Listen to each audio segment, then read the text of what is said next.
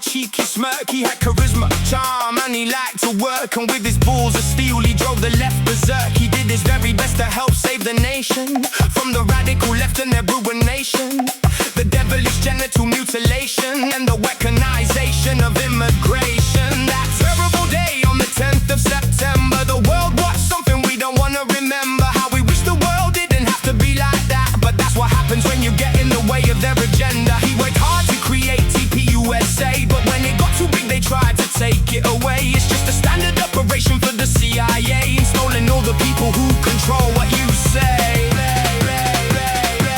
The murder weapon was reported as a 30 or 6, but if it shot that out of Buffalo it would have killed 6. It was a high-powered round designed to go through a wall. And so why was the hole in Charlie's neck so small? And why didn't this bullet pass through to the rear? Then we discovered that the bullet just disappeared. It just vanished when kapoof, it was no longer there. Just like the video recording behind Charlie's ear. And when Doc searched the woods for the gun, it wasn't there, only later to find out it had magically appeared. And as the murderer fled, he managed to find the time to text to his boyfriend confessing that he committed the crime. Not to take the opportunity to take Charlie out, so please delete this so they never figure it out. I ditched the gun, now I'm on the run. What have I done? But now I'm gonna relax with the chicken in a bun. When Tyler discovered the cops were looking for him, he did the smartest thing and he turned himself in. Seemed like the plan was this man was never meant to survive. It would have been a lot cleaner if he wasn't alive. In just 33 hours the FBI had found the right man and they took him alive. They said he took Charlie out cause he was nothing but a Nazi,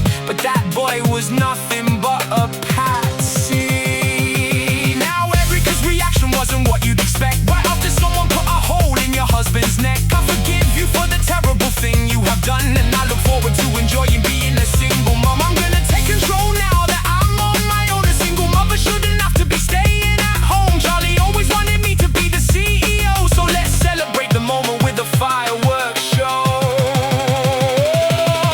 Please do not believe conspiracies that you read, and please stop asking questions and go back to sleep. But the more they tried to shut us down, the more we could see the Fed slot was impossible for us to believe. How could you criticize a widower and be so cruel? She forgave the murderer, but she will not forgive you. They was blaming us for lying just to get more views, while ignoring all of the most vital clues. The message on Charlie's phone was explicitly clear when he explicitly claimed that he was living in fear. He said his days were numbered and that the end was near. Pretty soon they were squirting out crocodile tears. So why did his own wife fail to check when the messages were evidence of what to expect? When Candice pointed it out, they just got upset. They hoped that we were dumb enough to forget. So why did the FBI fail to find what a child could have seen?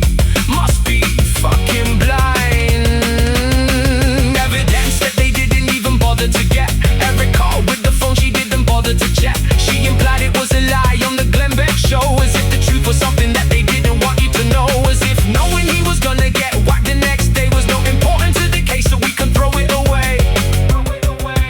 Oh, Charlie, stop pestering that widow with teary eyes and stop questioning the motives of the FBI. But it was becoming impossible for us to ignore. There was something operating way above the law. Did you think that it was just coincidence before, when Charlie vocally opposed another pointless war? The one they planned in advance so meticulously, to rule the entire world within a century. Open your mind up wide and it's clear to see we're another step closer to their prophecy. To use war, disease and poverty to enslave the rest of humanity.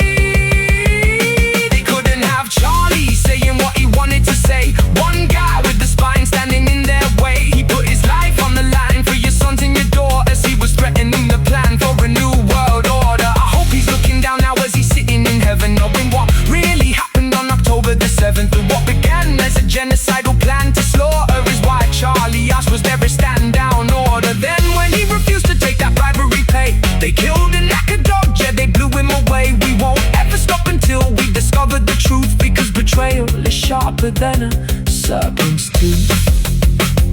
Oh, Charlie,